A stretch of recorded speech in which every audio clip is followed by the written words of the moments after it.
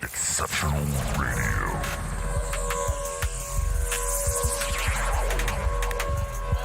Exceptional Randos show is produced live in Sunroom Studios Base Capsule and in partnership with KLST 103.5, RadioCallisti.org. Remember to catch our Exceptional Randos live stream on YouTube every Sunday between 2 and 4 p.m. Eastern Standard Time. And if you have a story, idea, or question that you would like to share, we want to hear from you. Thanks for listening. Wow, that was random. Exceptional Radio. Well, that didn't quite go as I thought it would. I'm going to play that again. Welcome home. Welcome home. Welcome home. Welcome home. Welcome home. Welcome home. Welcome home. Welcome home. Welcome home. Welcome home, everyone. Welcome, citizens. So it's the 16th of July, and there have been a lot of, actually, I'm not sure what's going on in the news these days because it all seems pretty out of control to me. We've been talking about tech a lot on the show, and we have this really fun video to share with you. It's Henry Cavill building a computer.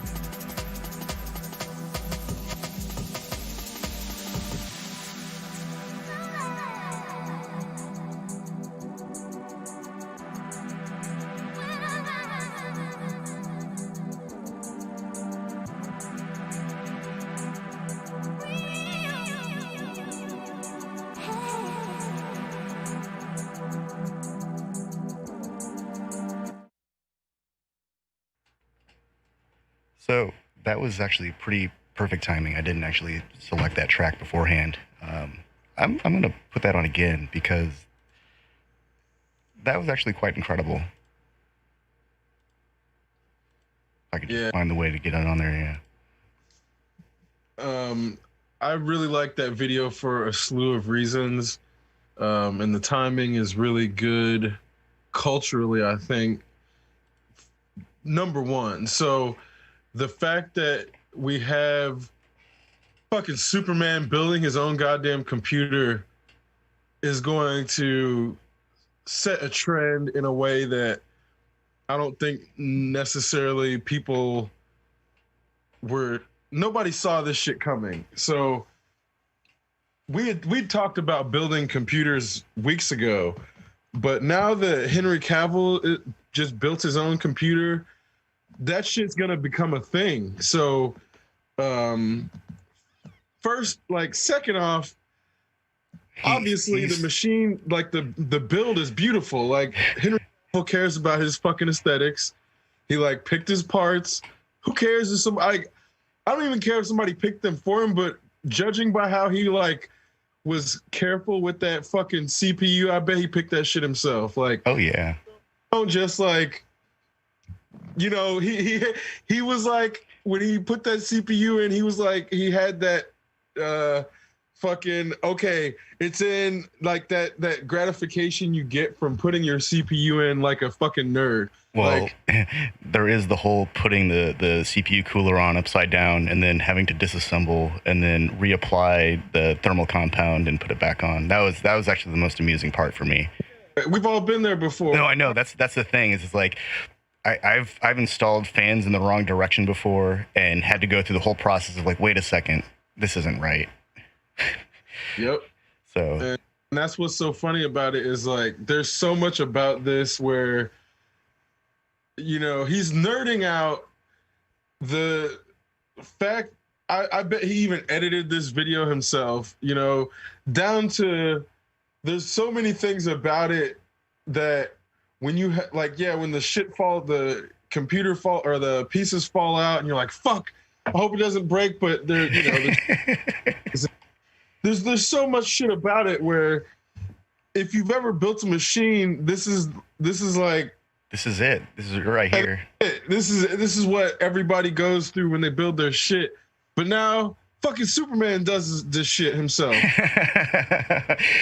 What I really appreciate is that it starts out and it's daylight, and then next thing you know, it's nighttime, and then next thing you know, he has to come back the next day. Yep. You know, if it's your first build, that makes sense. Not everyone. I mean, I can throw a computer together in, you know, lickety split. I can do all that really because I've done it a lot. But for somebody who's never installed a liquid cooling system or never installed just anything, this is a complex build too. It's not like this isn't like I've decided to build a computer, I'm just going to throw something together kind of move. This is a very well thought out device here. He's got really, really nice hardware. That's a gigantic video card. I was going to talk about. He's got a gigantic video card, but it's actually not overpowered. So the card he's using, I can tell from looking at it, the model he's using, it's basically the top of the line for gaming. But what happens is, if you think about it, the gaming card is one thing, but the next step up is the card for the people that make the games. So if you really wanted to overpower your machine, you could have your machine running as fast and as powerful as the people that make the games. He could easily afford that shit, but that's not what he did. No, not at all. Element of like, he's got his machine perfectly powered for exactly what he needs and doesn't. His machine is like top of the line. This is probably a $4,500, $5,000 machine. He could have gotten a $20,000, $30,000 machine, but he didn't. He could have bought a Quadro card for $4,000, just the workstation graphics card you were hinting at, or a Fire ATI or a GL, Fire GL, I think. And put them together if you need it. But the only people that actually need it are the ones making the game that he's going to use this computer to play. Yeah. Shit like that. Or the person that's making the fucking CGI fucking up his mustache replacing it on Superman. That person needs a super overpowered machine, even though they didn't know how to use it. I've actually had a workstation graphics card before. I've had several Quadros in the past, and only when I was building machines that were like, you know, basically so I could have the full power of a server at my fingertips. And lo and behold, I don't buy Quadros anymore because there's no need to spend that much extra money for those kinds of resources. Not when I'm just doing primarily audio. Right. Yeah. And that's what you learn at a certain degree. There's no need to overpower your shit. And I think it's counterintuitive to the American approach to everything. Basically, it's like, oh, if you can get, 4 times the power, why don't you? Well, actually, you're never going to use it. If you don't do certain things, you just can't even make your machine work that hard. And that's the crazy shit, is you try to explain that to somebody who doesn't know anything about computers, and it's going to sound stupid because it's like, oh, if I just have torque on the wheel, it's going to make the car go faster. And it's like, that's not even necessarily true.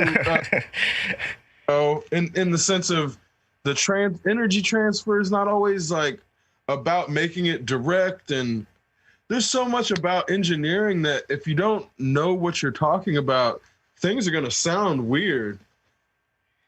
Yeah. When I've got a workstation grade desktop PC that has a gaming GPU now. I still have a Xeon processor, and I just got rid of a dual CPU, dual Xeon machine that had 24 gigabytes of RAM.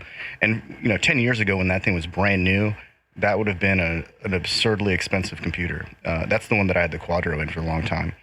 And what I realized is that my 10-year-old computer is still competitive with current generation like i5s, and it'll still, it's designed to run at full tilt like all the time. It has support for error correcting code memory, so it can just keep on going and going, even if it's like seems locked up at 100%. It's actually still working, and so there's this kind of it's kind of a sense of security. Like, even if I hit the ceiling, this thing's not going to stop.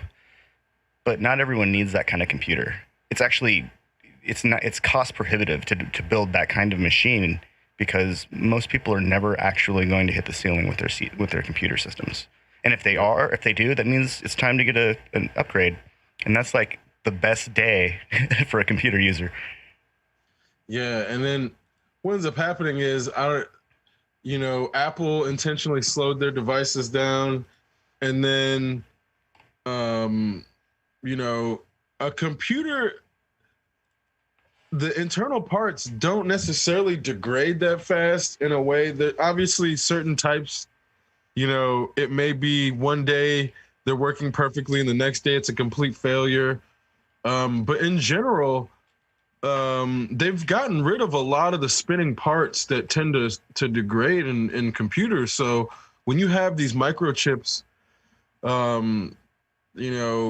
functioning the way they do, they just don't really degrade that at all. If anything, it's just the software changes, and the more number of applications being run in tandem is what ends up making it seem like your hardware is slowing down, but it's actually not degrading in most cases. I want to say, 70% of the time, people's hardware is just fine. It may be dirty and in need of cleaning somewhat.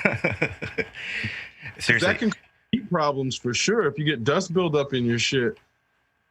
But a lot of times when you clean your computer frequently, it just doesn't degrade as far as I've seen, and as far as that's absolutely true. I'm actually running currently my current workstation that I do all this stuff on is a Xeon from 2011.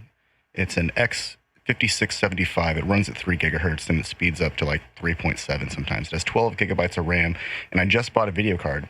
And the last time I bought a video card was 3 years ago. And I feel like this computer still isn't slowing down for any of my purposes. I just need to keep up with the video cards at this point. Yeah, and then 9 years. It's 9 years old. I mean, most people get rid of their computers after 3. But this is how you get people out of the whole product cycles where you can, Exactly. If you can understand which pieces to change, then you don't have to buy a whole new computer for $2,000, $3,000. You can just buy a new part that, may be $200, $300 sometimes, or, maybe you want to splurge and get the more expensive one. But a lot of keeping up with technology is no longer about having an endless well of cash if you know what you're doing, and all you have to do is do a little bit of research. And it's crazy to think that I have nowhere near as much money as Henry Cavill, but our computers are not that far off, because what we need to do is about the same. Because I'm not fucking editing video, like 4K video. I'm not producing 3D video games on these machines, so I don't need that shit. He doesn't either. So we have the same shit, and that's kind of like, it's not a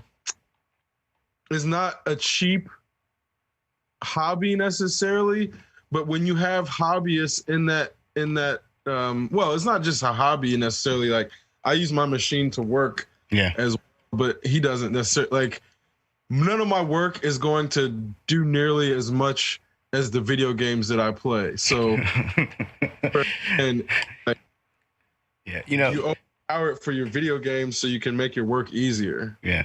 The thing that I actually spend the most on is my audio interface. That's the critical component of my computer system that is by quite a large margin the most expensive aspect, but it also undergoes the least frequent amounts of changes. So I have a outboard external audio interface made by Mark of the Unicorn, and when this thing was new, it was like $1,000 interface, and I had one many years ago. I probably spent like $800 on it, and then sold it, and then ended up buying it again for reduction in price, because it's the one that I needed and it's one that I know how to use. But by the time I bought it a second time, it was like $300. And so now I've spent a grand total of like $1,100 on the same interface. And I sold the first one. I got something out of it, but I didn't get another audio interface. I think I actually bought a keyboard. But that's the thing, is that this is a 9-year-old computer paired with a 10-year-old audio interface that still does, as high a bit rate and sample rate as anything out there. Well, no, that's not true. There are 32-bit audio interfaces nowadays, but those things are beyond expensive. You got to be a fucking business before you can buy one of those. And but that's the thing, is when your needs dictate the purchases you make, and it's not all about having a really fantastic overbuilt system. It's really just about like, what kind of software do you use? What kind of extensions does it need to run? What kind of processes does it have to be able to address properly? That's when you start getting into real system building, because when your needs are, you want to play a game at full, just in like ultra mode, and you want to be able to see the wind blow the blades of grass on the field, like that kind of stuff. Then there's a very good, compelling reason to develop that kind of machine. But if you're just doing like word processing for school, that's like way overkill if you're not going to play games with it. Well, it's funny you should say that, because I think what ends up happening is we're getting to a point where games are starting to transcend that word. When someone says game, it implies this element of playing, most certainly, when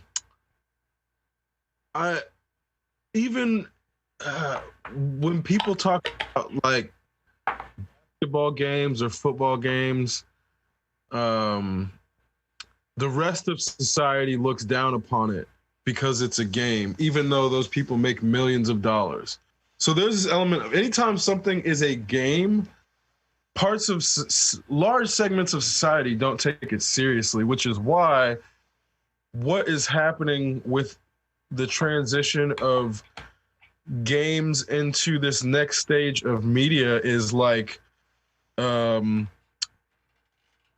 don't know what we're going to call it. So, for example, if you have the Witcher series that has, it's an episodic television show, but you intersperse that with playable episodes of a video game or chapters that also then affect the episodes that you then watch, that is no longer the same type of game as we have today. And that's something that we're on the verge of having that, because I don't know if anybody's heard of the game Quantum Break, but they do that on a small scale in one game.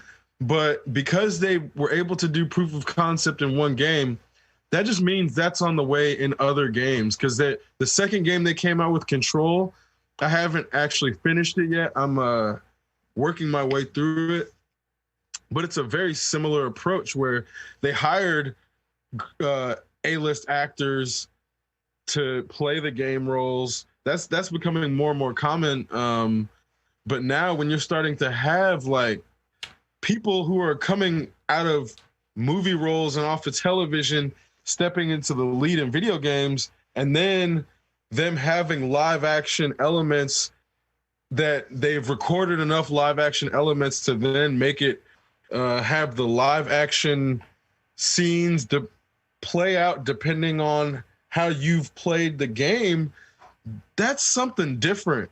It's like a whole different multimedia experience now.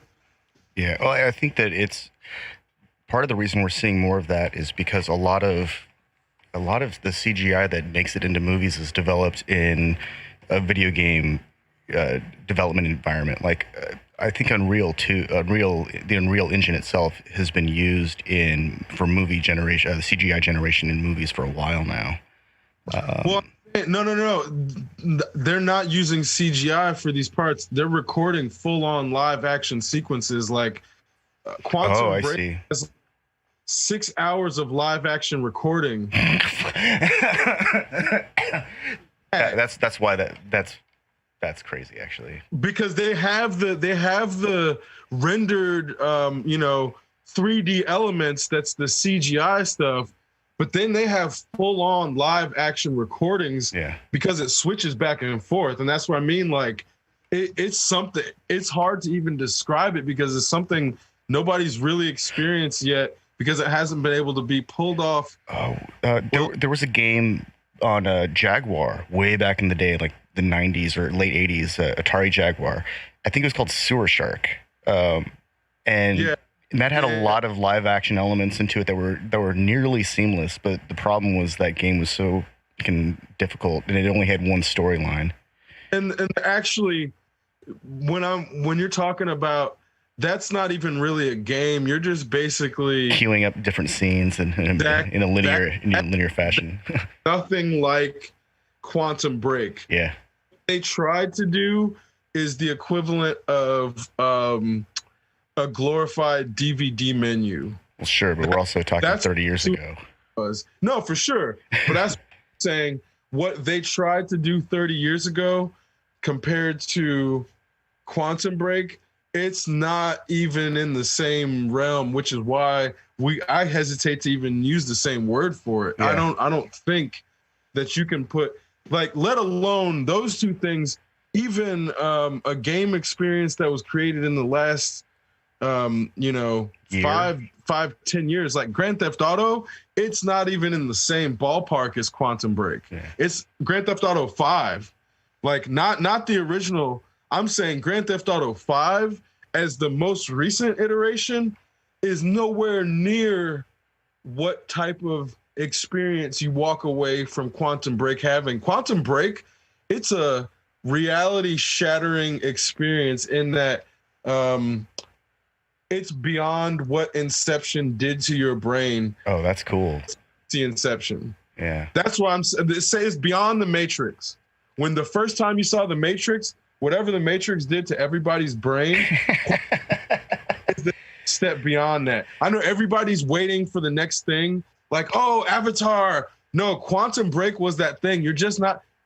What you don't realize is you can't get that next thing from a passive experience. We've pretty much exhausted all of the past. Not to say that it won't happen, but it's going to take billions of dollars from Marvel to create that feeling again in the same way that people felt that the first time they saw bullet time in The Matrix.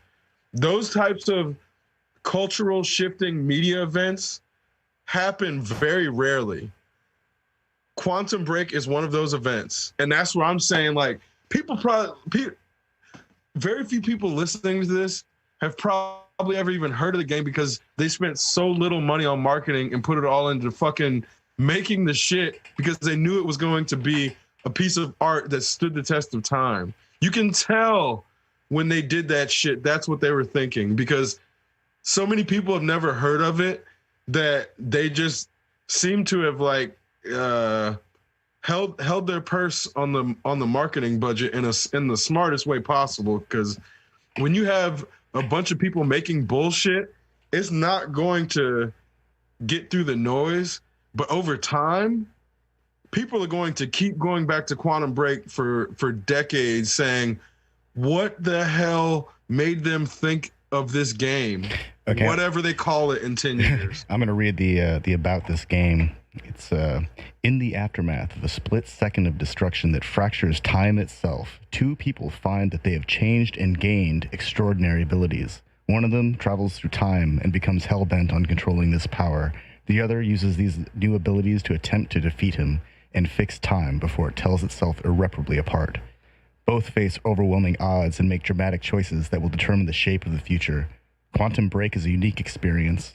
One part hard-hitting video game, one part thrilling live-action show featuring a stellar cast, including Sean Ashmore as the hero, Jack Joyce, Adrian Gillen as his nemesis, Paul Serene, and Dominic Monaghan as Jack's genius brother, William.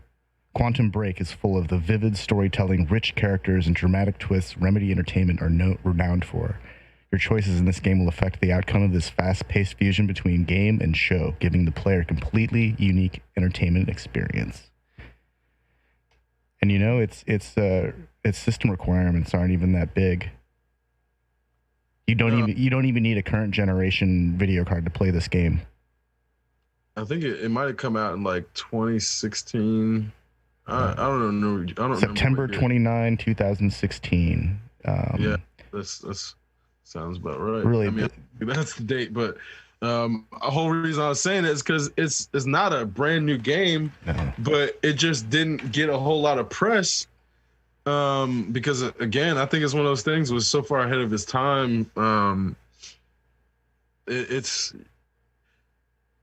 just mind blowing, you know. Again, the whole reason I'm talking about it now is because I think I played through it 1.5 times. I don't think I played through it a full 2 times when I had it, but you know, a lot of games don't have that type of replay value where you can go through them. You know, I think I put in 30 hours in it. You know, some of these games you put in 10 hours and that's it. And you got to tap and you're like, I can't do this anymore. So I play a game called Ace Combat 6. And I just bought Ace Combat 7. And I've been playing Ace Combat 6 for, good golly, almost a decade at this point.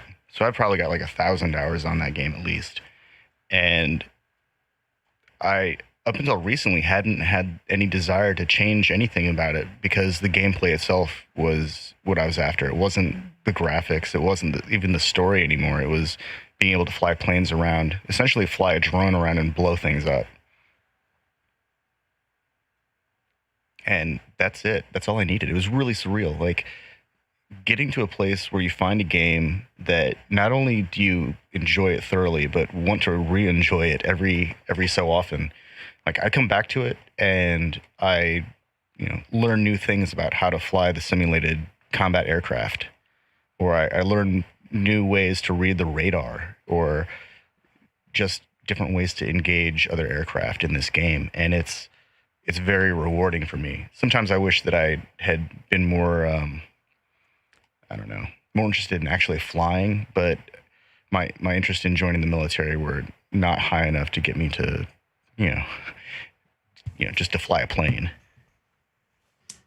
When I was playing a lot of computer games, there was one in particular that piqued my interest, and that was Midtown Madness, which was it's a car driving simulator. It's a racing game, but it was also an open map of Chicago at the time, and you had a variety of vehicles you could choose from, ranging from the whatever the latest iteration of the VW Beetle was at the time to a city bus. And you could just drive around. You could go into parking lots. You can, contend with traffic. It was very interesting, and it consumed a lot of time.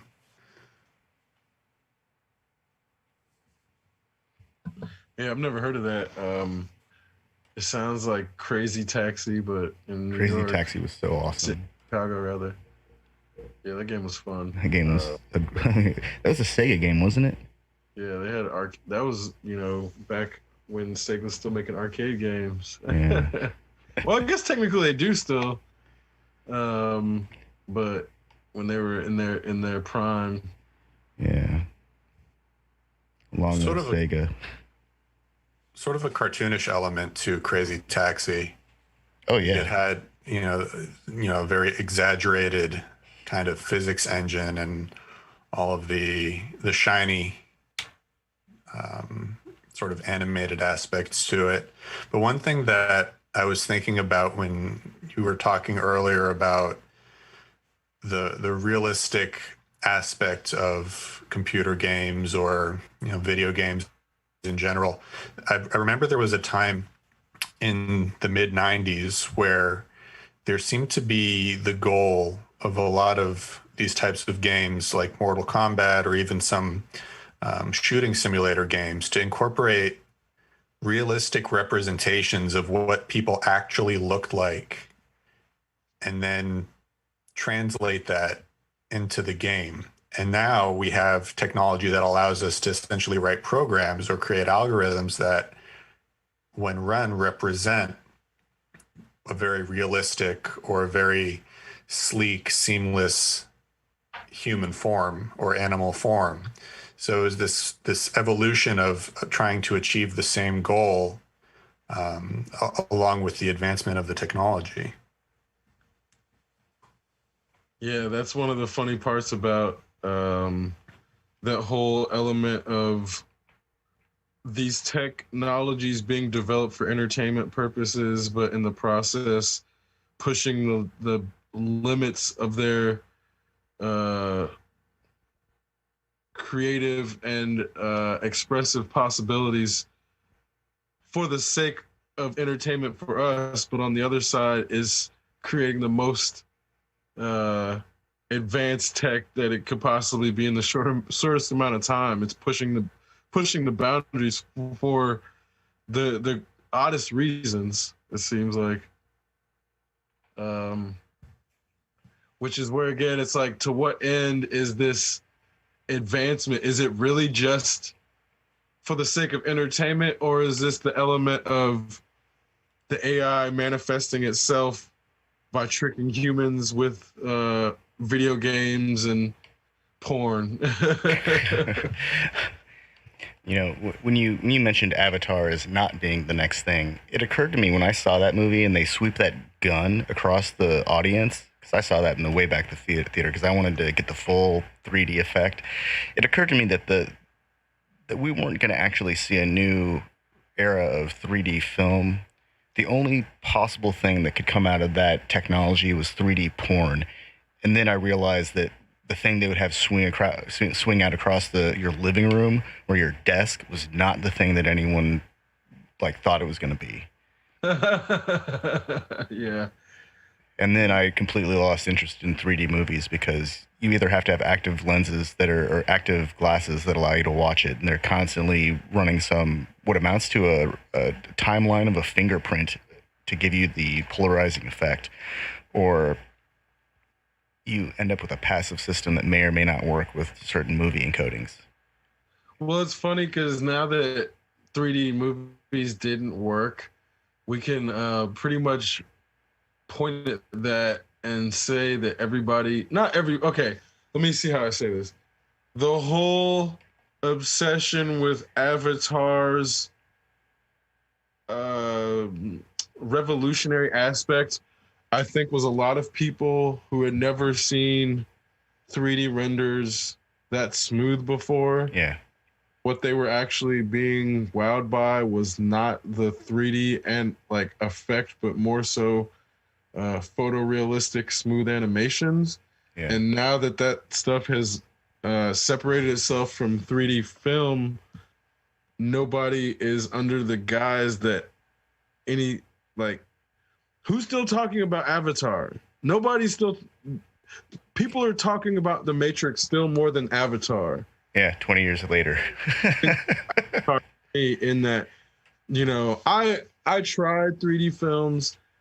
I did not like it for the sake that it just didn't, unless you make the film really use the medium, even then, it doesn't really add that much because it's a passive medium. So there's just so much about it where, as a fan of tech, I never really got into 3D film because like you're saying, there's only, 3D porn is really like the only place that shit's going. So I think that there may have been an opportunity to make a 3D Ghostbusters and have the streams go out into the audience, or have the ghost fly out into the audience, but that wasn't really capitalized. And I didn't hear anything about any of the Jurassic reboot series taking advantage of 3D and having dinosaurs flying out on your desk or your living room or the theater when people were watching it.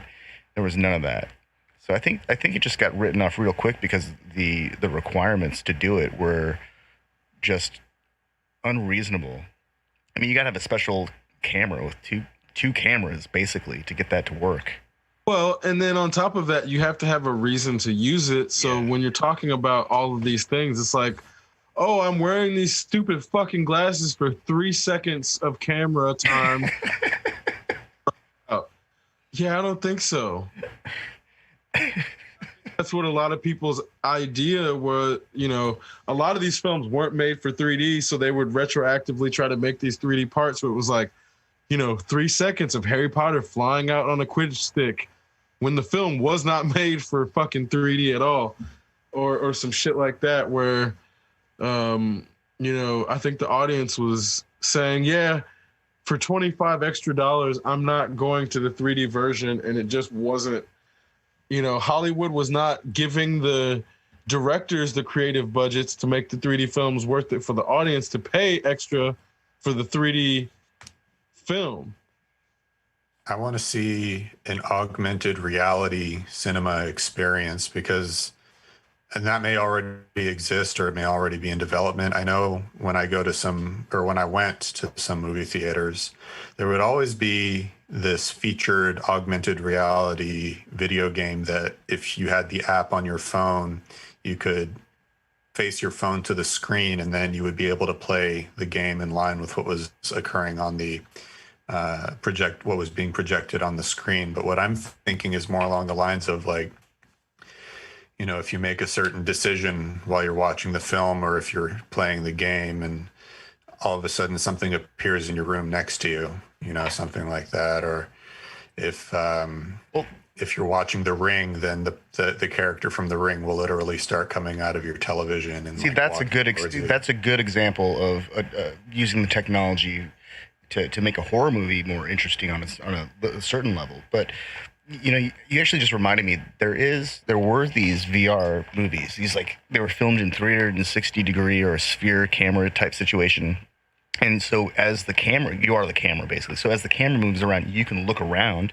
But I don't think that's quite the same as an augmented reality experience where you would be walking through a theme park. And God, I keep coming back to theme parks. Theme parks are like my thing for like the last month, it seems. But you're walking through some area that's part of the augmented reality zone, and you could experience just different aspects of it. And so you might spend the entirety of the movie in one corner of the movie itself and never actually see the entire movie. You might not even see any of you, just be hiding in a room. Or you could follow the action, and maybe there'd be these like cookies or Rice Krispie treats or crumbs laying all over the place to lead you in the direction of the main storyline. I think that would actually be pretty cool. I think this is like what Disney was actually doing. So that's kind of I was gonna look that up while you were talking, but I want to say with their new Star Wars adventure, they were gonna have some of that, but I think COVID kind of put the kibosh on part of, because they were having really random hiccups when they would open. So like, people were stealing the silverware and fucking selling it on eBay and shit. It's like, you know, people just can't. I'm calling it decency prostitutes. The people that you have to pay them to be nice. Yeah. Well, you know, in a lot of hotels now, they have a little card that explains, hey, if you like our sheets, you can buy the sheets. If you like the bed, here's the exact model of bed that we have, like, licensed for 10,000 nights of extra large adult sleeping on. And you can buy like literally everything. They tell you how much it costs. And I think part of it is to deter people from stealing it, because once they realize that 1,000 thread count sheet costs $40, they're going to think twice about it, because it's going to get billed with their credit card no matter what.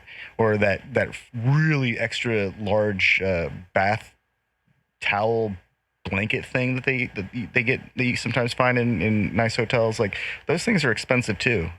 And so on some level, they have to make it possible to buy those things, or they've got to just put up with people stealing that shit and then having to go after them later. Hotels I've been to sometimes will just list the prices of, like, that's what I mean, shit in there, and it's like you just take it. Yeah, they'll bill you either way. Yeah. I think it was like a Marriott or a maybe it was a Hampton. It was one of the last hotels that I stayed in. I remember seeing this fold out thing, and it had like the different beds, each one. And I remember reading about it, and one of them was one of the notes was that it had a higher density than I'm used to seeing. Like 5-pound density is usually like the range that I look for in a mattress, for a foam mattress, but these were like 7-8 pounds. Like, these are the firmest foam mattresses that I think I've ever, been able to identify it with an actual metric used by bedding sellers, retailers. Those beds are crazy though. Like, they're so stiff. Yeah. Yeah, it's a real crapshoot with hotel beds, and I'm glad that a lot of the work has gone remote, in that when I had to travel a lot, it's like there'd be some times where I would just lay in bed and not be able to sleep, and I would just have to lay there until the sun came up and then go do what I needed to do, because it's not your bed, and it's like, I don't care how big the bed is. It could be a king size bed. They just change. Like, everybody has different preferences for their bedding, so the different hotels are just so vastly different that it was just such a crapshoot, man. Like, I can't tell you how many nights I would just like lay there and not be able to sleep in a way that, it sounds crazy, but Yeah, man. Traveling for work is like one of the worst things for people's bodies. Ugh, I I do not wish that shit upon anybody. I mean, People dream about it because they're stuck at cubicles and shit a lot of times or whatever. But on the flip side, that's because they haven't felt like the cramped back shit where you have, sitting in an airplane for like 12 hours a week. yeah, it's like Fuck. your office chair is one thing, but a fucking airline seat is like, oh my god, holy shit.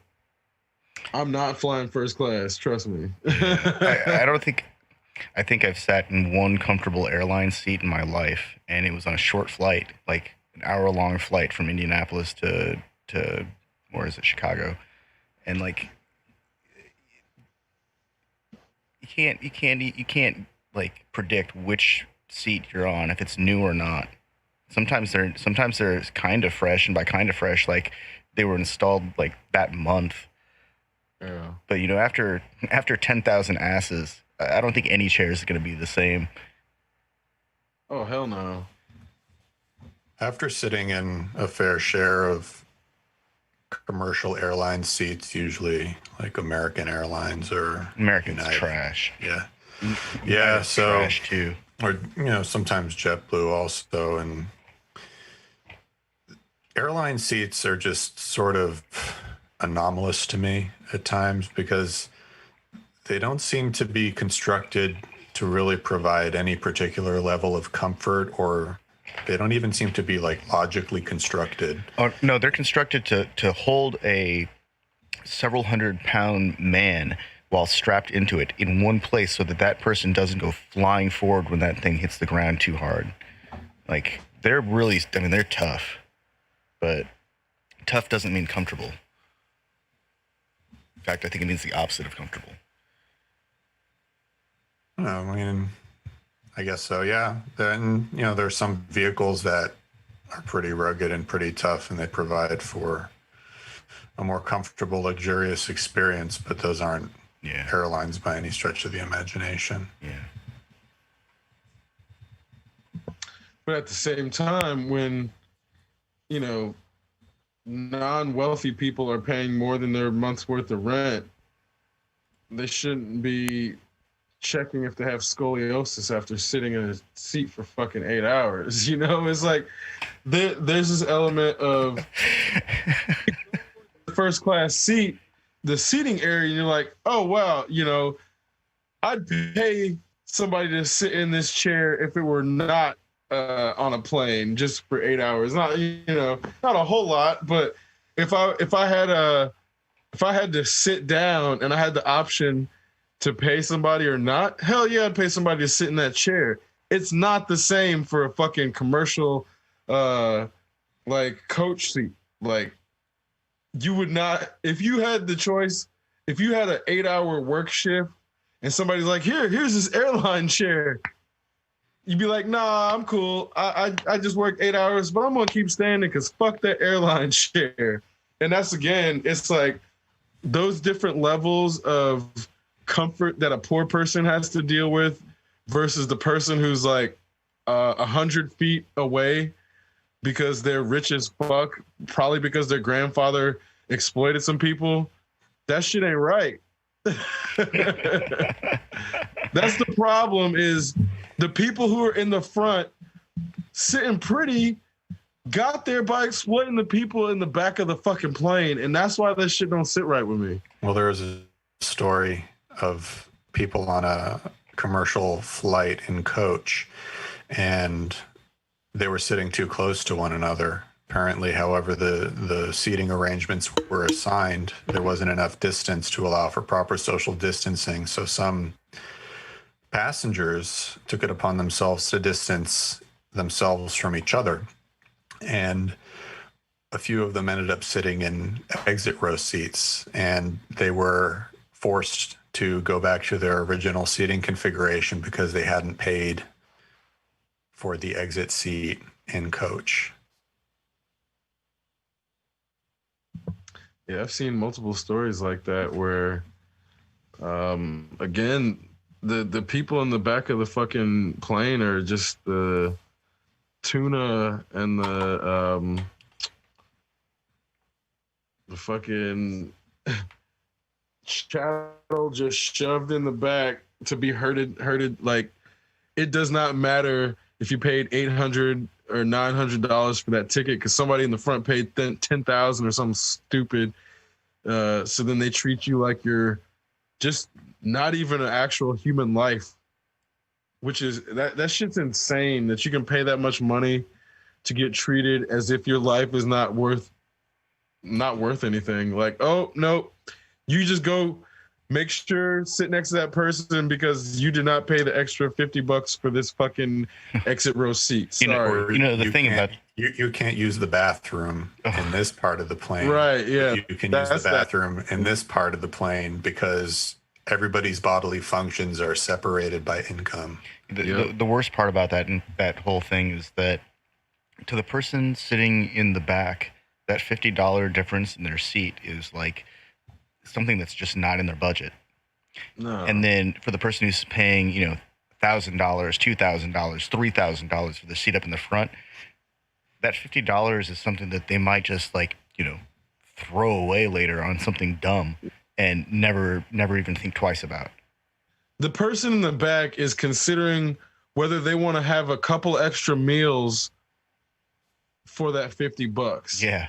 Other person ain't even thinking about how much the shit costs. And that's the crazy difference between those two worlds. Like when you don't have to think about how much money you're spending on anything, that's a complete different existence than the person who's monitoring every fucking thing to be like, oh, this will be food later. I better not buy this. I could consume this as food and survive a lot longer. Well, I think that's the complexity of wealth disparity that's not really addressed. There are people out there that are so wealthy, and I mean by have so much money that $500, $1,000, $5,000, $10,000 isn't even that big of a deal to them. That's crazy to me. Yeah, I saw this segment about a company that markets canned oxygen that they collect from various places across the world, which they then sell from between $32 a can to $20,000 a can.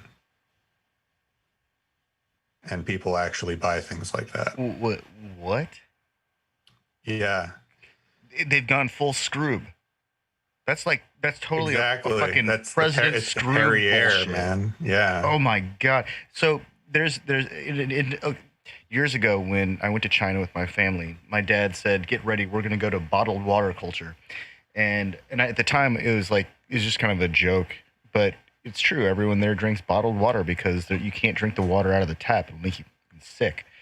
And what I realized is I'd never wanted to live in a society where you couldn't get where access to clean drinking water was compromised. And lo and behold, that's America now in Michigan. And but one of the things that occurred to me years later was there are actually companies that they look for water sources that have the least amount of impurities, the least amount of whatever pollutants, the purest version of water that won't kill you, because pure water has properties of both an acid and a base, and it will dissolve human flesh in a matter of probably weeks. But it's not a nice thing. You can't drink it. Like the water that we drink has so many other chemicals in it that it shouldn't be called water. It should be called some chemical. I'm not even sure what it should be, because it contains things like chloramine and the weird shit that scrapes off the side of your pipes when it's on its way to your house, or your faucet rather. But there are companies out there that are selling this illusion of safe, fancy water, and really they're just it's just marketing.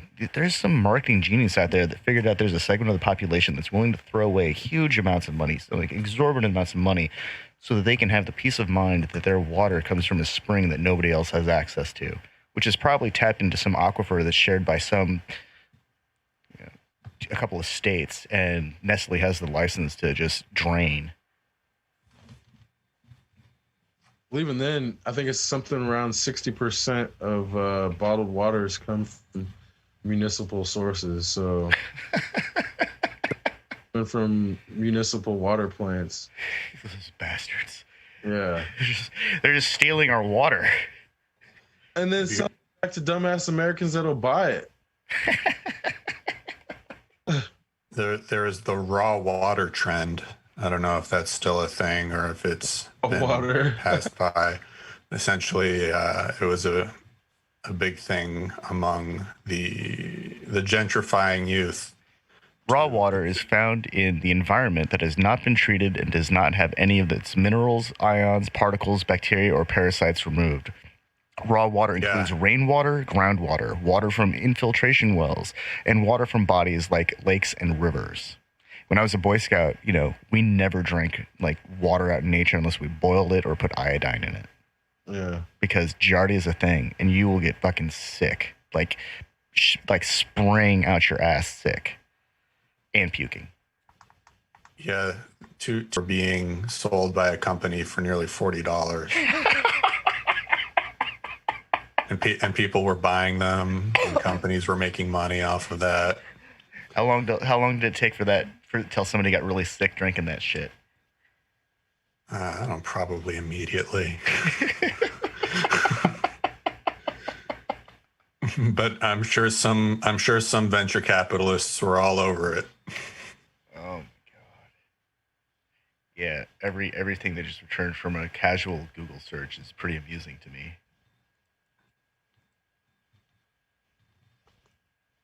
I'm just thinking about some of the contentions regarding how a lot of our water supply ends up retaining some of the chemicals that we all consume, either prescription drugs or over-the-counter drugs, and how either those get filtered out, or if they don't get filtered out, where they end up.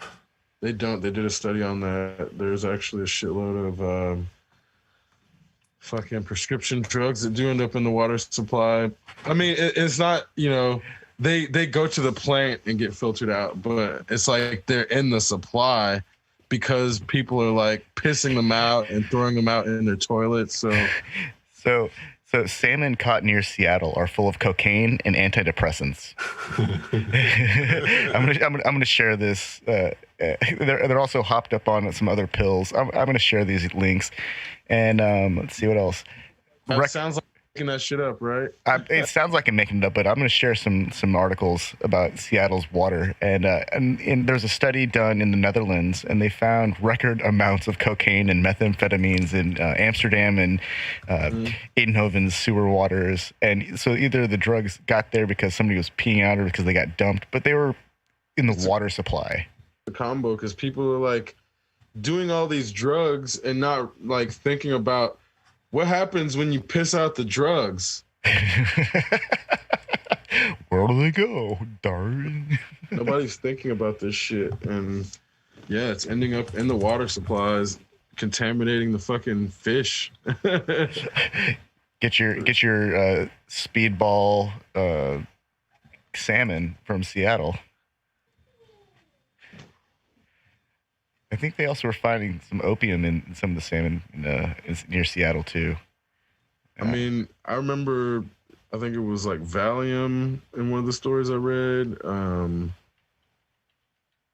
What else? Yeah, they find all kinds of shit because it.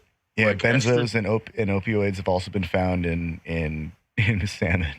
Well, people flushing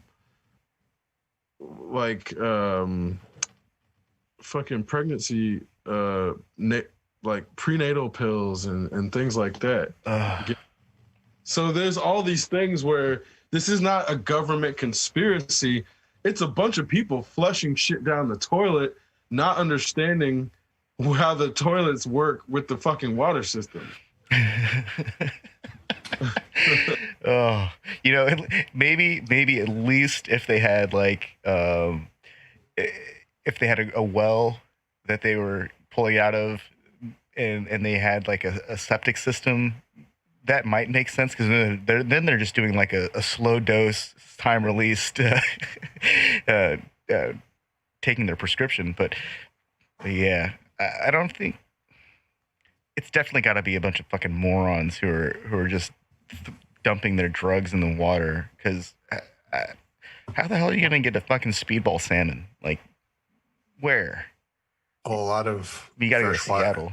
So and also there are freshwater habitats around the world that have been found to contain the synthetic estrogen that's in contraceptive pills. Yeah. ugh. Yep.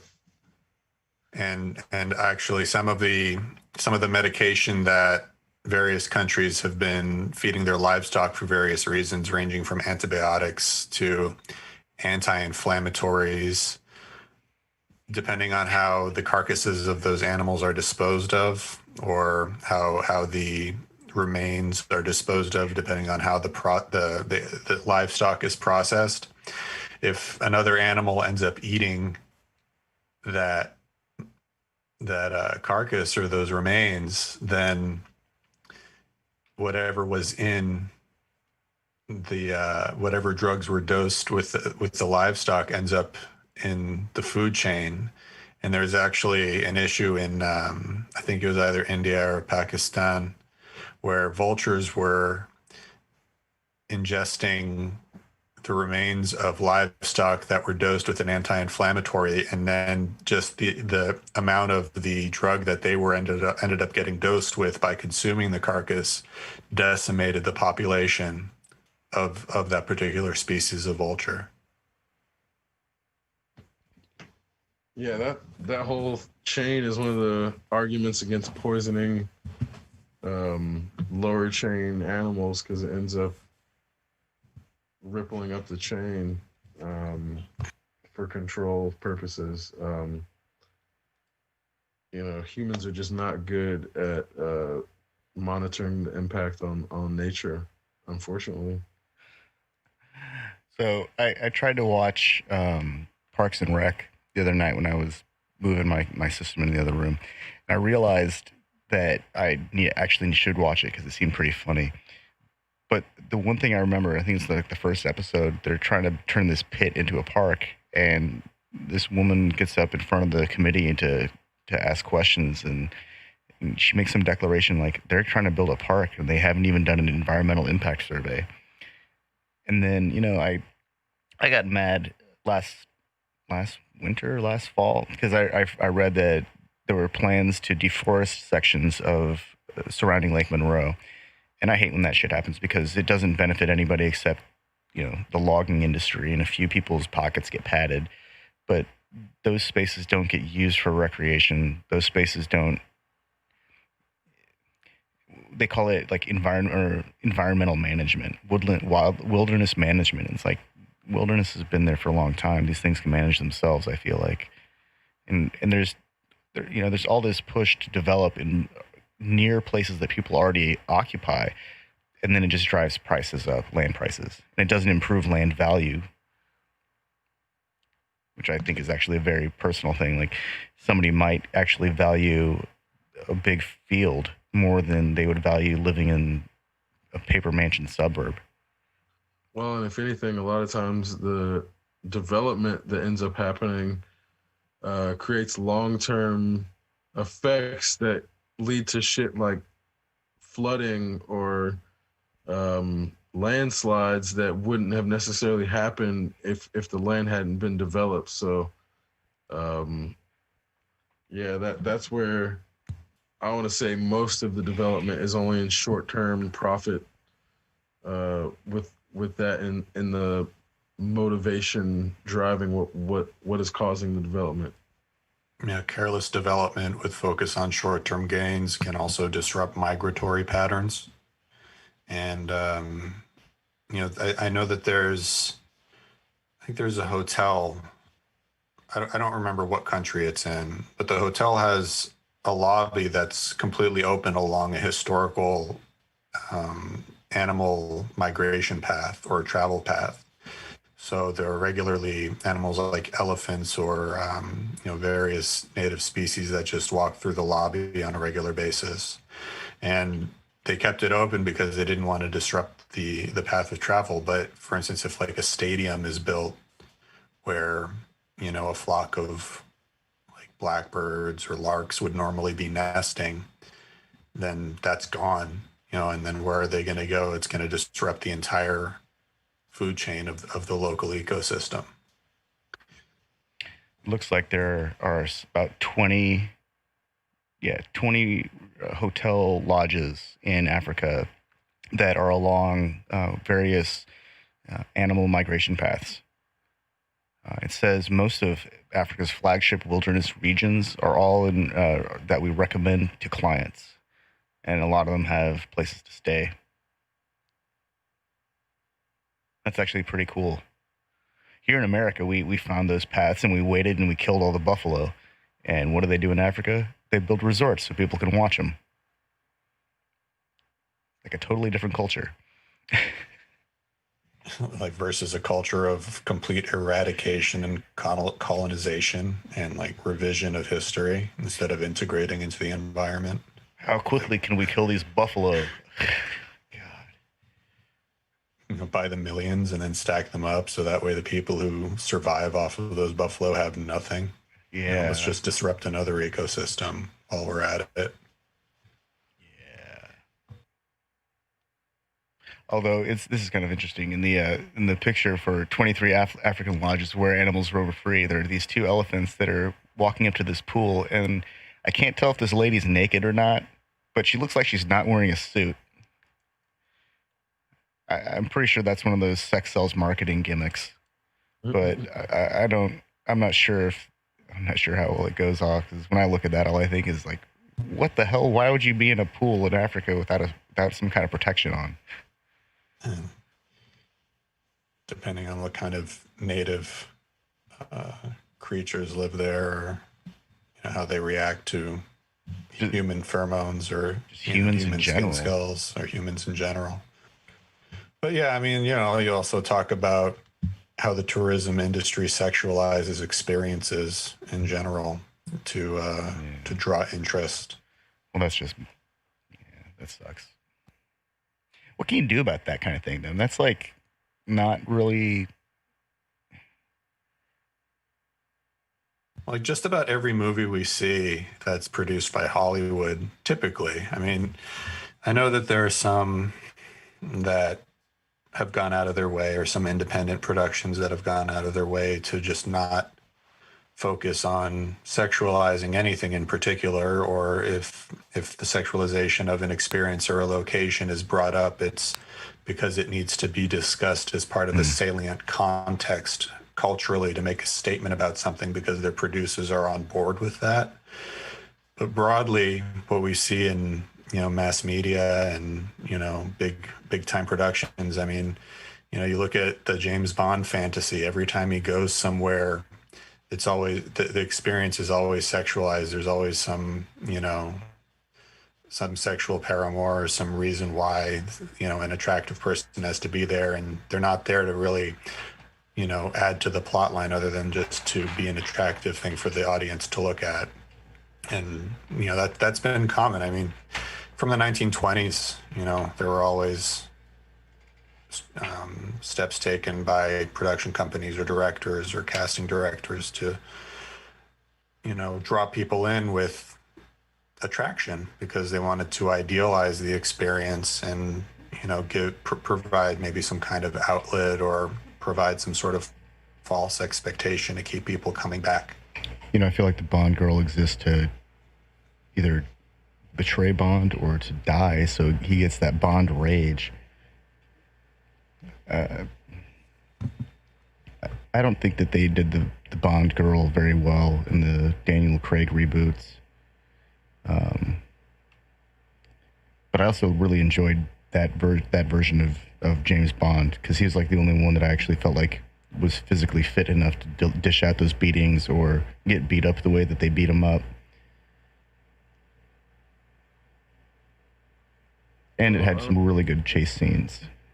The whole series has so far. But we've actually discussed about like how we're kind of at a place where the Bond fantasy is just kind of a vanity project. That's not the way. That's not the way intelligence agencies work anymore.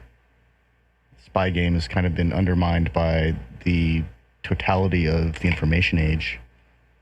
And having, because we're all at a computer here, and having the sum total of humanity's knowledge at your fingertips.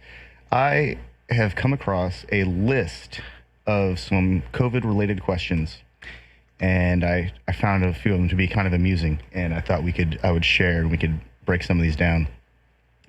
So the first question is, and the person who wrote these, they had some, long-winded, well, it wasn't that long-winded. They say, since I have thought about it overnight, I have decided to comply with the mask mandates.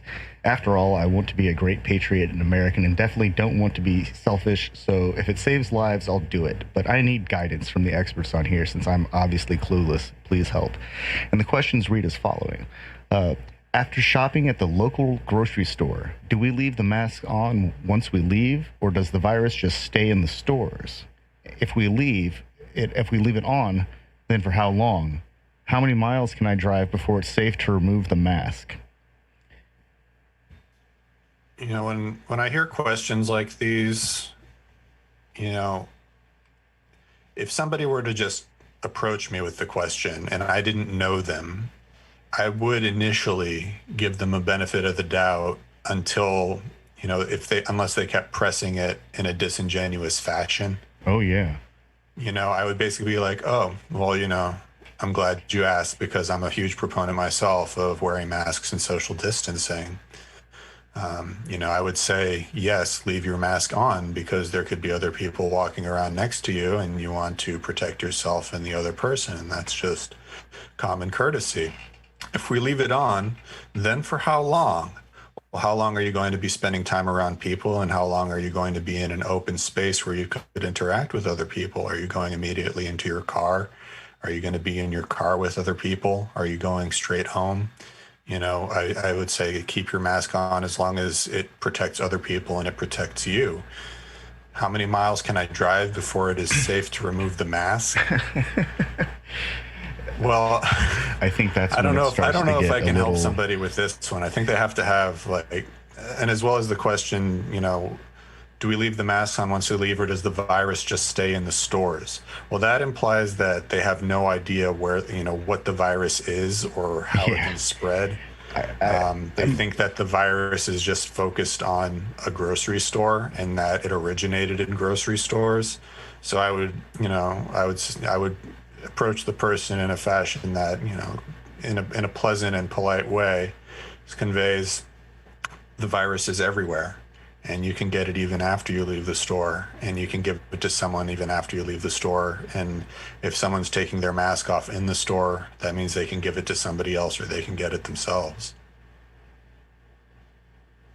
Yeah, my thought was, assuming you're not asymptomatic, you take the mask off as soon as you're able to maintain adequate social distancing. Yeah. So the second question they ask is, what about my fingers, arms, legs, head, neck, and toes? Should I disinfect them before or after I remove my mask? After all, they were exposed at the store.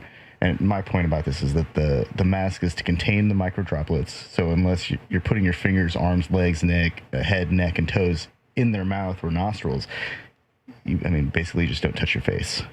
I just want to ask these people, do you go to the bathroom and then immediately eat your food? And then they'll be like, yeah, why? And I'm like, do you do anything in between those steps? Yeah. And no. Do you wash your hands with those KFC wet wipes at least? KFC. Yeah. This whole list gets pretty pedantic at a point. So number 3, when we arrive at home from the grocery store, do we disinfect the goods and bags before we bring them inside or after? Do I put the mask back on?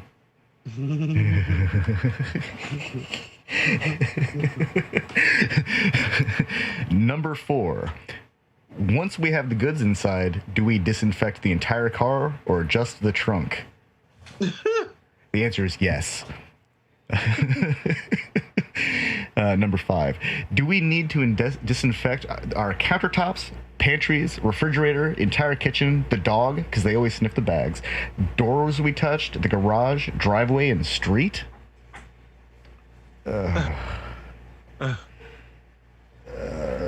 Number 6. Yes, they would actually do it anyway. Well, yeah, right. Number 6. What should we do about the food and goods purchased? Do we need to disinfect all of these items as well? After all, they were in the grocery store exposed to all those people too. I mean, the real issue here is that most people wash their vegetables during the preparation of food. Most people don't just put their mouths on containers. And people who understand what's going on, who understand the depth of the severity of this situation, they wash their hands pretty much any time they've handled anything questionable. Well, also the people asking these questions probably don't have an understanding of what viral load is. So as long as you're washing your hands and you're wearing a mask and you're social distancing and you're sanitizing surfaces and products that have been in an area where they could have been exposed, then you're reducing. I mean, even if there's a small, minuscule amount of virus on there, it may not even be enough to elicit a response of any kind or create an infection of any kind. And there are some viruses that, with enough exposure or with enough viral load lead to an infection. But this is assuming you're inhaling it directly from the microparticles or the droplets themselves in your general vicinity. Also, there's the option to sanitize using UVC or Lysol wipes of a certain kind, or just not touch certain objects that don't need to be immediately refrigerated for the prescribed period of time that allows for the virus to basically inactivate on a surface.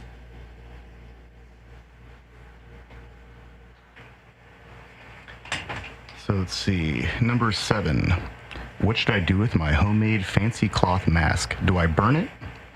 It was also exposed to the nasty virus at the store. Wash your fucking clothes, people.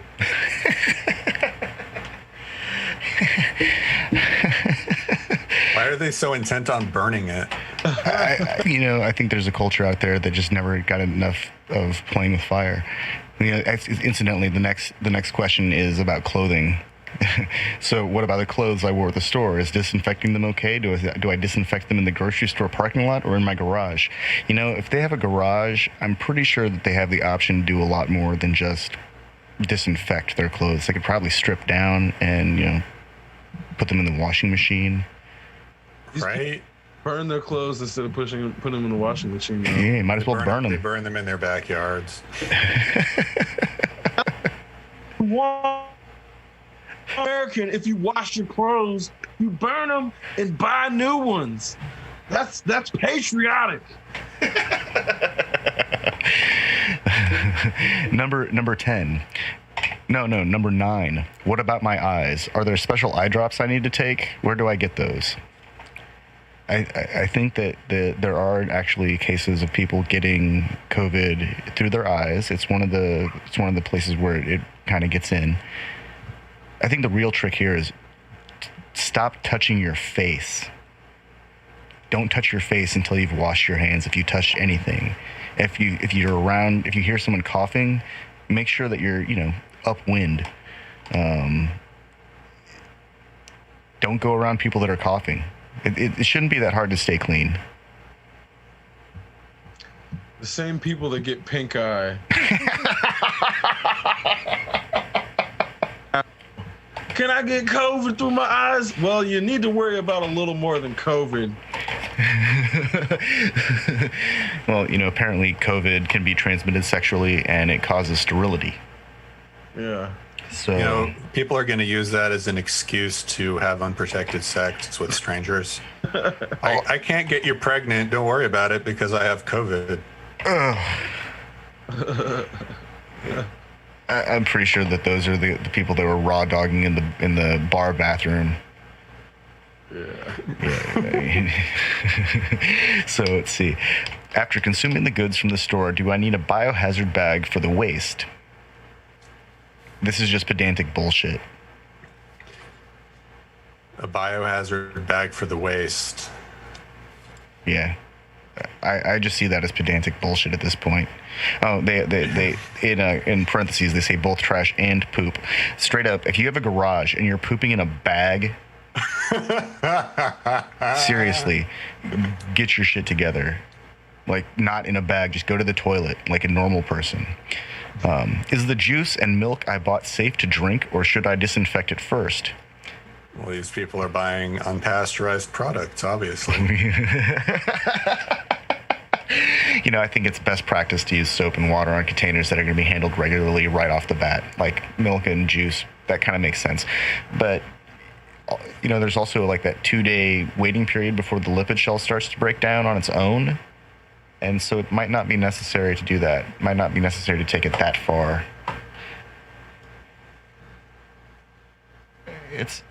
This is just like, I actually believe that people ask these things. Someone came up with this, and they might have been joking, but I think for every time that someone jokes about something like this, especially when they put this much time into it, these are actually real questions that somebody else has. So, is there a specific shampoo? You know what? Soap breaks down the lipid shell. It's fat. Soap breaks down the oils. That's just like the way it works. And they want to know, my meds, what about my meds? Are they safe to orally consume, or should I disinfect them too? Wash your hands before you take them out of the container. Yeah. And then put them in your mouth. Number 14 is actually pretty funny. If I shop at a hardware store, should I disinfect each screw, nut, and bolt before or after I put them in my project? And to that, I have to say is, only if you're going to be putting them in your mouth. Yeah, I see those old idealistic pictures of like carpenters putting nails in their mouths or holding lots of nails in their mouths as they hammer things in and hammer things together. So if you're doing that, sanitize the nails. Yeah, if you manage to find like a Haynes car manual, like automotive maintenance manual from like, I guess like the 70s, that's still intact. Maybe even into the 80s, but you'll find it has to be an old one, and you'll see in the pictures that they have these, they're working grease into a bearing, or they're applying some kind of lubricant to the surface of a vehicle, and they're not wearing gloves because those gloves didn't exist back then. But if you look at a modern Haynes manual, anytime they're using some kind of lubricant or some compound, they're wearing fucking gloves. Like, you don't put metal in your mouth. You don't put chemicals in your mouth. If it gets on your hands, wash your hands. It's not hard, right? It shouldn't be that hard. How do I know if it tastes good? I can tell like by that metallic flavor. Yeah. Blood. That's what it tastes like. That's what metal tastes like.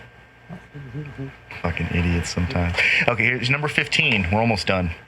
I want to paint my room, but I'm not sure if I should disinfect the paint before or after I apply it to the walls. I'm going to file this under more pedantic bullshit. Yeah, it sounds like whoever came up with this list was like borderline trying to be serious because they think about it a lot, but they were thinking about it in a disingenuous fashion. Yeah. Look at humor, y'all. Yeah. Yeah. This is what is funny, because they don't actually understand comedy. This is Republican humor. Yep. That's the saddest part about this. Somewhere, some yokel is laughing his two teeth having ass off at this list of pedantic ass questions, because this is Republican humor. Yep. So we're at the end of the list, number 16. What if I forget to follow any of the above? Do I call the fire department, CDC, or a psychiatrist? And obviously the answer is wait 2 to 7 days to see if you develop symptoms. And if you're still unsure, schedule a COVID test. But that's not really the answer that they're looking for.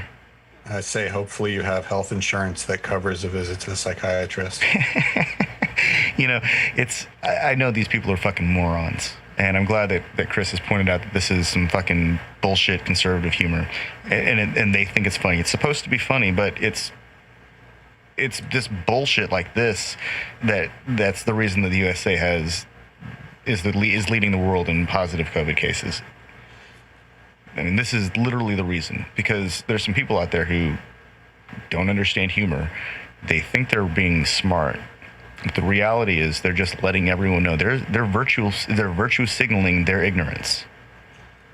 Yeah, they're asking questions like these when the practical and scientifically backed responses have been broadly disseminated for months already on how to protect yourself.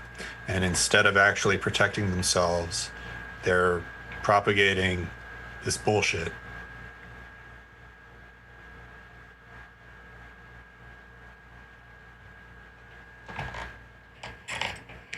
Yeah, I think it's more than just Russian bots or Chinese bots or just bots sharing bad ideas. I think there's actually a culture out there that believes this stuff. I want, like, you know, it'd be great if we could actually blame, you know, have a scapegoat, because then it'd be like, yeah, these motherfuckers, they've been fucking with us the whole time.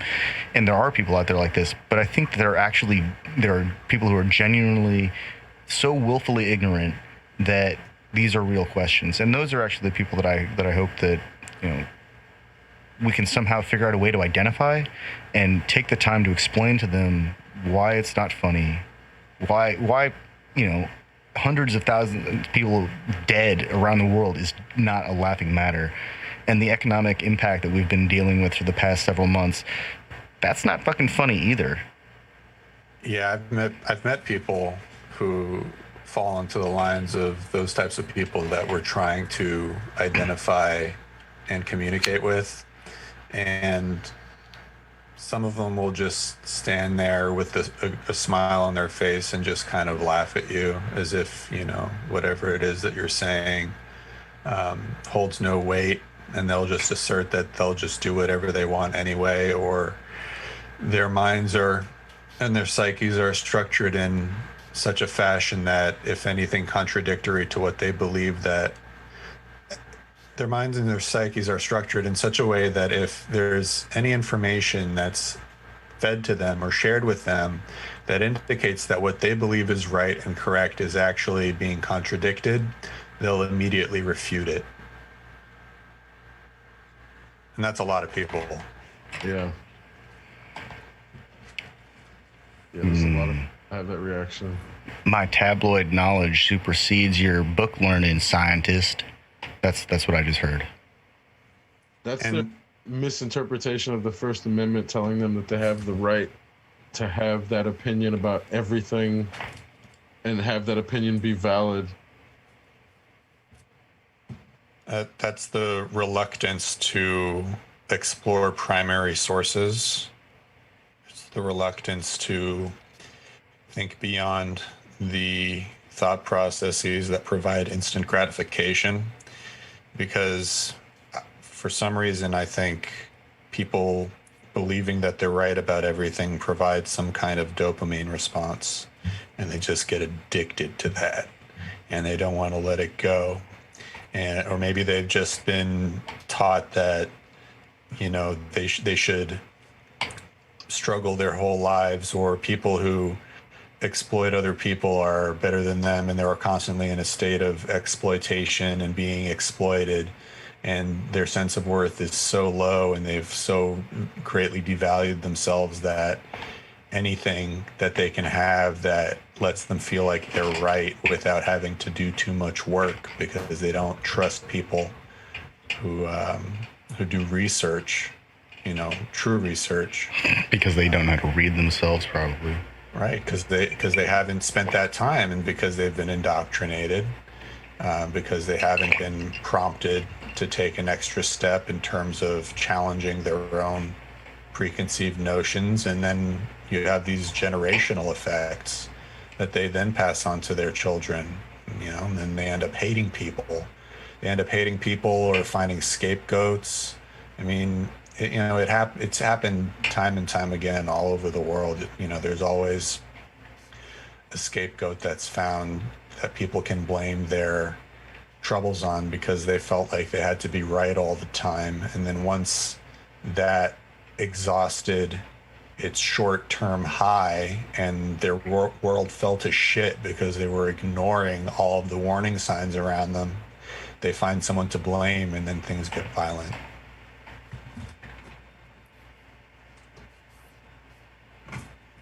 Yeah, that's a vicious cycle, because that lashing out is always part of it too.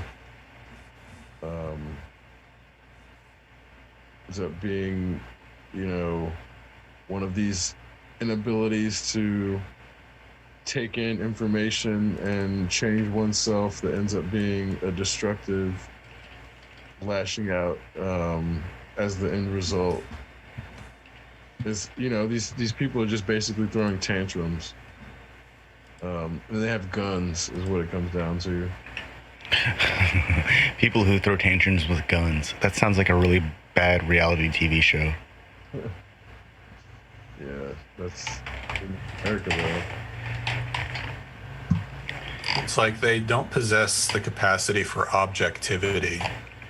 Everything is their opinion, and their opinion is valid, and they're always being completely subjective. They're not taking in any information or any of the situations around them with any level of disassociated thought, or to the best of their ability doing something like that, or trying to read up on how they can approach a situation and approach an analysis in order to accomplish something like that. And I think, again, it just goes back. They want to feel good. That having those guns makes them feel good. It makes them feel safe. It makes them feel like they're doing something, hoarding firearms, essentially. And then they have the military-industrial complex, propped up by their favorite media sources, basically reinforcing that kind of behavior and saying, hey, all the most powerful countries and successful countries and economies in the world stockpile and trade weapons. You live in a country where your right to own a weapon is guaranteed, so you should just own as many as possible, but also be a total asshole.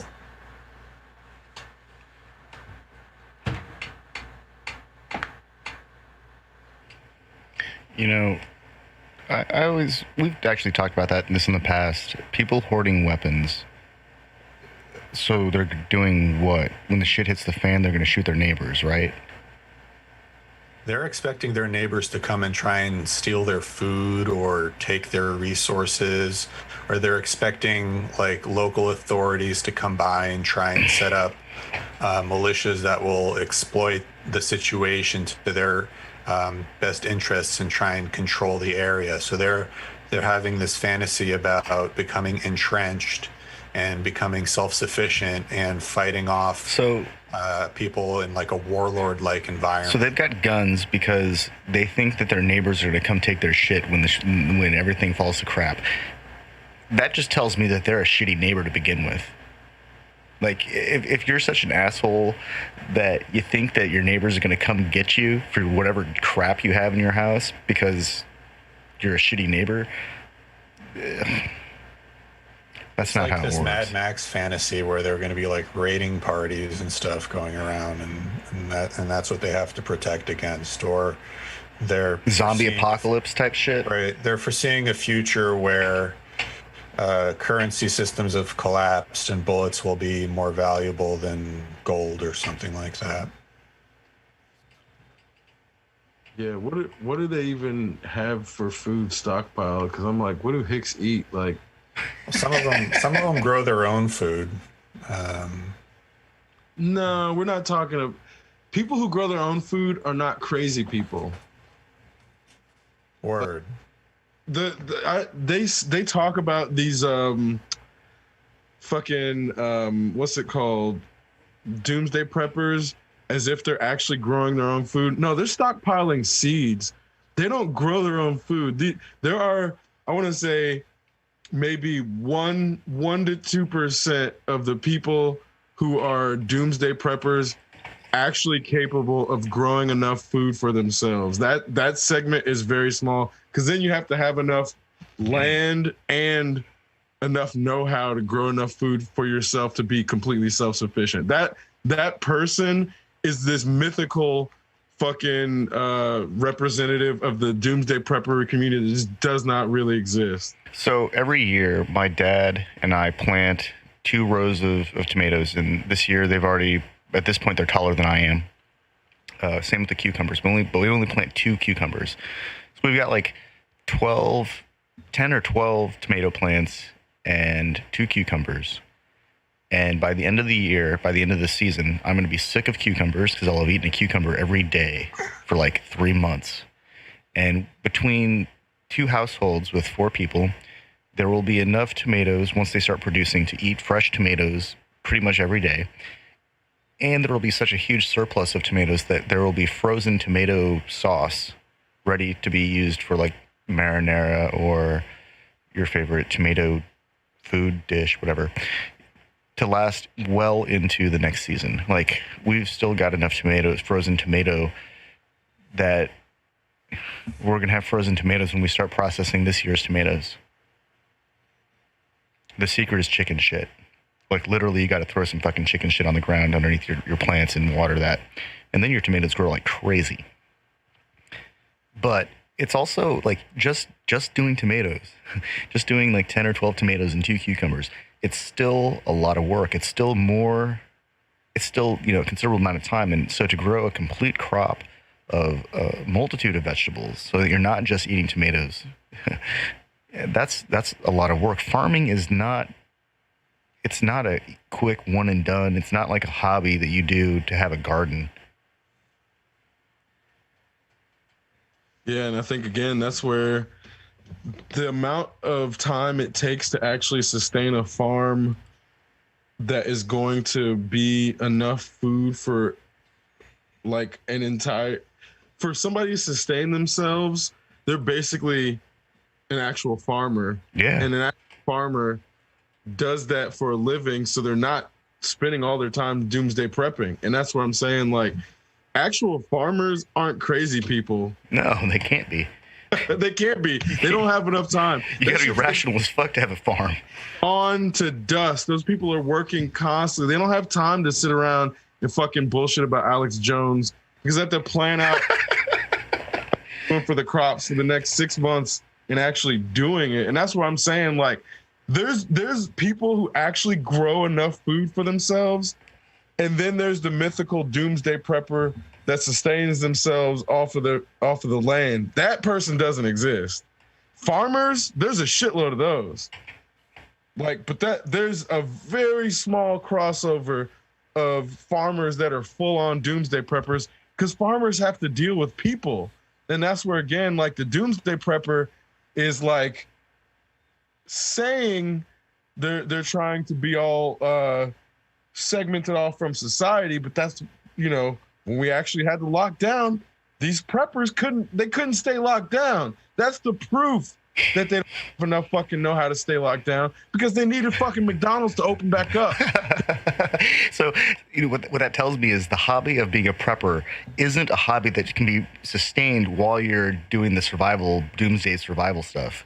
Like, because once you're in doomsday survival mode, your primary hobby doesn't actually exist anymore, because getting ready for the doomsday that you have to survive is different from actually surviving doomsday.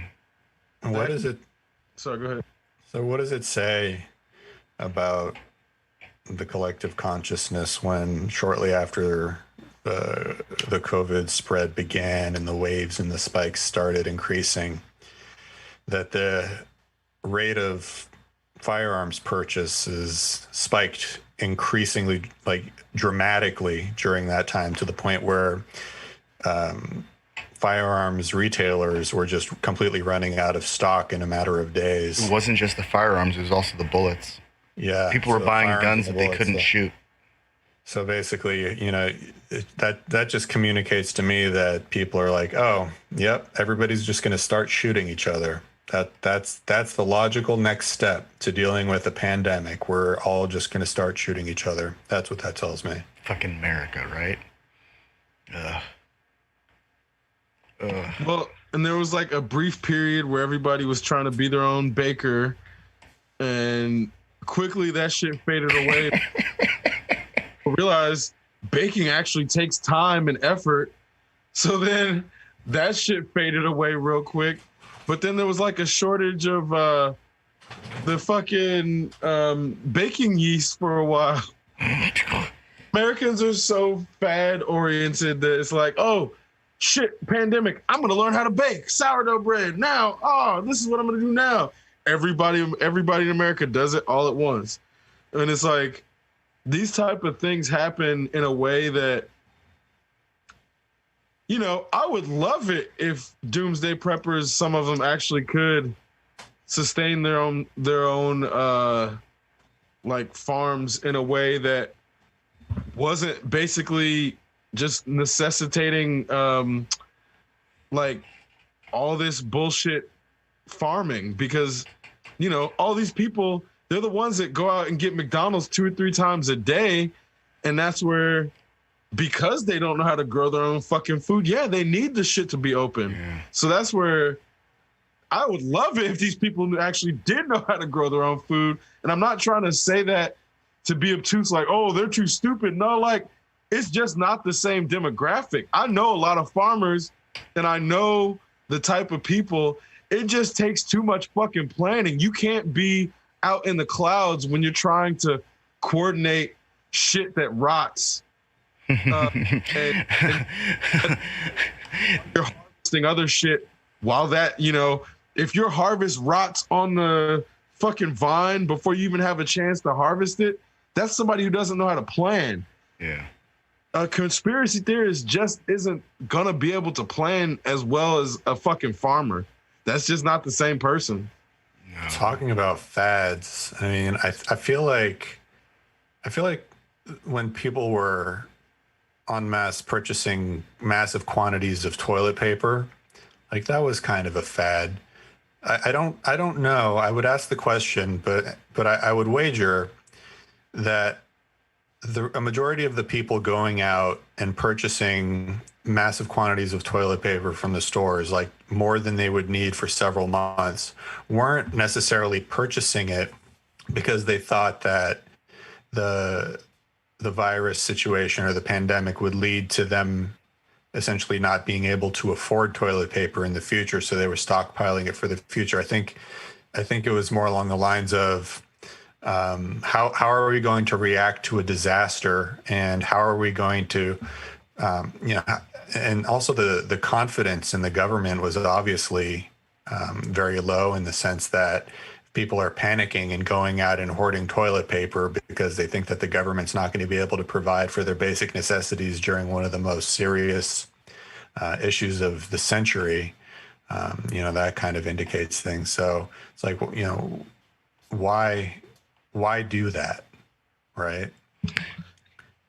Well, yeah, I mean, early in the early days when we hadn't, articulated what's a quote unquote essential worker, and everybody was worried that they were going to shut down the plants, then people were legitimately freaking out about the idea of toilet paper factories never opening back up, even though they never actually shut down.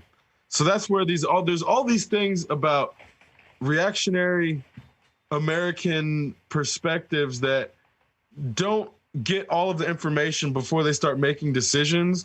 And then obviously the decisions become horrible because it's a cascaded chain of decisions that started off with about 10% of the information, and that 10% was actually wrong from the get-go. And now look what's happening after we have all of this information.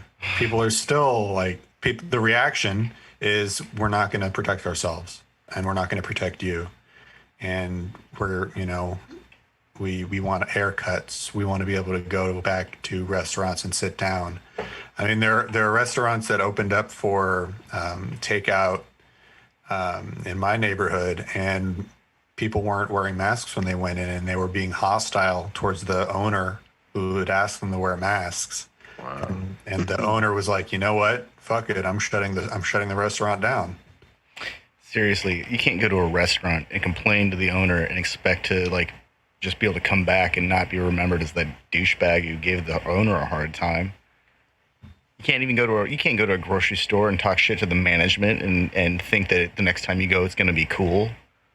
Like they're just going to forget that some asshole walked in there, berated some other customer or whatever. Like, what kind of short-term memory do these people have if they think that, once they walk out the door, it's over and done with? It's because they're self-centered.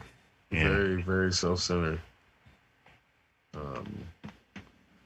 And I think this is that American exceptionalism coming back to bite America in the ass in that, in 2021, after all this COVID, I mean, I don't know if the COVID shit is necessarily going to be done, but when the worst of the worst is done, that segment is going to have been impacted the worst. Yeah. So that's why I'm like, yeah, we just got to ride it out and fucking avoid these people like the plague in themselves. It's because they're carrying the plague. Yeah, totally. And again, I'm going to act like the idiocy that they're harboring is another virus that eventually wears people down from attrition over time. Because, I think the more you interact and entertain ideas from these idiots, the more the less ridiculous ones start to sound reasonable. Yeah, they start to sound like the more absurd or like the less absurd stuff starts to sound more reasonable because the most absurd stuff is so absurd. And you're like, well, I guess I understand why this person doesn't believe in rights for women. I guess. You see, we talk about it time and time again on the show. We have to perform a root cause analysis and not be disillusioned. I know it's so easy given all of the information that we take in that is essentially very intentionally contrarian and disruptive to forward thought and grossly progressive, not progressive, but net positive evolution of culture and net positive evolution of equitable distribution of resources. But I really feel like in performing a root cause analysis of the absurd assertions that we encounter on a regular basis, it just comes down to a complete inability to think critically. I mean, there are entire states in the United States that mandated a removal of critical thinking from their educational curricula. So it should come as no surprise with that data in hand and with the speed at which news is presented and shared and disseminated and then ultimately ends up just archived on the internet and is replaced with the next big thing. It's easy to sort of let those types of events go. But I think it was, just as early as 2012 or 2014 when the public education curriculum in Texas just removed critical thinking from it.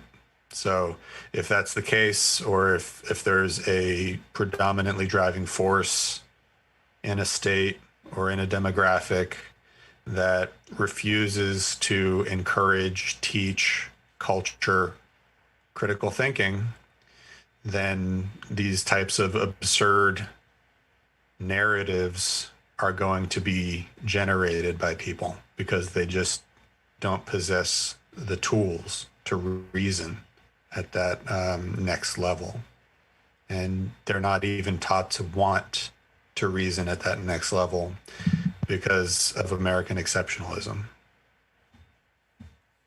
One of the big problems that happens when Texas makes a decision is that because they have one of the biggest book buying markets for high schools, they end up, it's not just high schools, it's just school, K through 12 period. They end up making the rest of the market effectively bend to their decision making. That's been a problem for a long time. Yeah. And that's kind of when something happens in Texas, it's like, oh, well, Texas. Well, if you're not in Texas, it's probably going to end up affecting the kids in your area too, unfortunately. And that's one of the downsides of having top-down hierarchical dissemination of information without a lot of oversight from people who understand what's actually being distributed, or the people at the top levels doing the distributing don't actually understand the shit themselves, which is, even more. Yeah, or the people at the top are puppets who have vested financial interests in maintaining a particular status quo, or even contributing to the de-evolution of higher thinking and education. Because if you breed people to consume and you only teach them to consume instead of breeding people, or culturing people to exceed or contribute to the global community, to try and establish, to try and transcend the status quo, or continually redefine it. Because, one day we may reach a status quo where it's like, hey, everybody's got what they need, and things are only getting better, and that becomes a status quo. And, and even then there's probably going to be people who challenge it. But that's part of diversity of thought processes. There's always going to be somebody thinking about it, but hopefully those people thinking about it are going to be thinking critically and won't have ulterior motives, unlike, people in the current administration who are basically just tied up financially in the success of certain interests, like reopening schools and getting people going in schools because they make money off of that industry. Which is very fucked up, that somebody's education is the point of profit somehow. Somehow. At any point. Obviously there's for-profit colleges, but the fact that kids' educations have any points of profit is just gross. I think it's a hard time for everyone, but obviously the poorer parts of the population are being hit the worst. And that's where, when we're looking at the people who don't have a choice to go back to work, the people who don't have a choice to send their kids to school, it's these mouth-breathing heathens that can't fucking cook for themselves, that can't grow their own food, that pretend they can, that want to have this air of being self-sufficient, that actually depend upon brown people and exploited people to keep this air of exceptionalism, because they can get overpaid for being mediocre and white by some system that was set up by their grandfather, and then turn around and try to act like brown people and black people are asking for too much to be fairly compensated, when these motherfuckers know they're not getting compensated adequately. They're getting compensated way more than they actually deserve, and they know that. So that's why they want this system to be perpetuated, is because they know that they're not doing that much work. They know that they're sitting at work on Facebook saying racist shit, dropping N-bombs, not getting banned, while people like myself get banned for saying dumbass American. They know these systems are benefiting them. That's why they want to keep them the same. So that's kind of where, again, These dumbass people who come up with these lists of questions, they know what the fuck they're doing. They know that they know what white privilege is. They know that even the poor white people have some form of privilege because they don't have to worry about getting fucking killed by the cops in the same way as a wealthy black person does. So let's not pretend that we need to explain these things to these people. They understand. They just want to pretend they don't. So then we waste time playing their game, and then they're sitting there laughing. Look at these people trying to explain diversity to us. I know what diversity is. I just don't like black people. And that's their form of humor, is making left-wing people spin their wheels, doing shit that is never going to actually make them change their minds about anything. That's how they laugh. Man.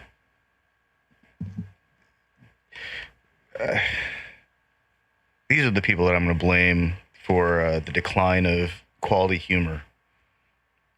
The people that laughed at one-word shouted punchlines and noises, like fart noises. We used to have really amusing cynics like George Carlin and Richard Pryor. Like Eddie Murphy is still around and he's funny as hell. But like every time I try to watch a comedy special on Netflix, I'm just disappointed. I blame Sam Kinison. Oh yeah. Fuck that dude's comedy, because it started with him where everything just was like, oh, if you're yelling, it's funny.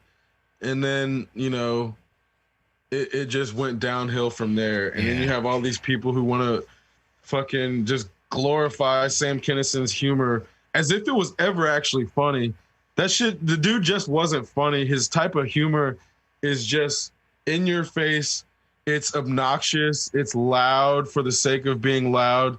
And it's novelty that then a bunch of other people then took and said, this is comedy. You just yell. If you're trying to say something, just yell. That's funny. I think there's also a component of people who want to get the joke, but don't want to reveal that they don't actually get the joke. And so they just laugh at anything just because they hear somebody else laughing. They think they see somebody else who finds it amusing and they say, oh, there's something going on there. I better get this too. Well, they paid for that ticket, right? So they better get something out of it. They better feel good. So that's their justification.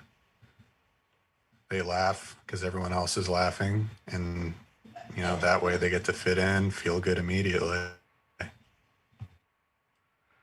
Huh.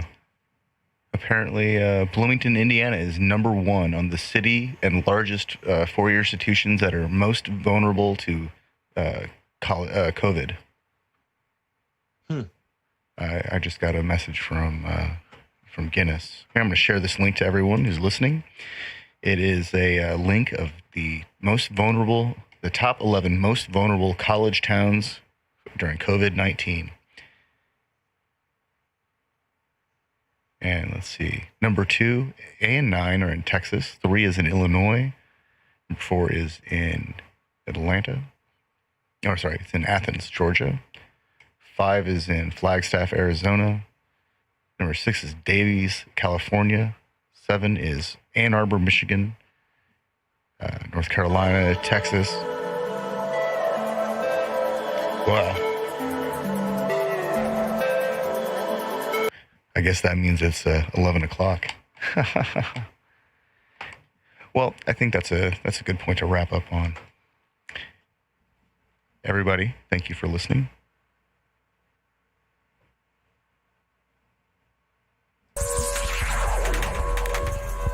Exceptional Randos Show is produced live in Sunroom Studios' Base Capsule and in partnership with KLST 103.5, RadioCallisti.org. Remember to catch our Exceptional Randos live stream on YouTube every Sunday between 2 and 4 p.m. Eastern Standard Time. And if you have a story, idea, or question that you would like to share, we want to hear from you. Thanks for listening.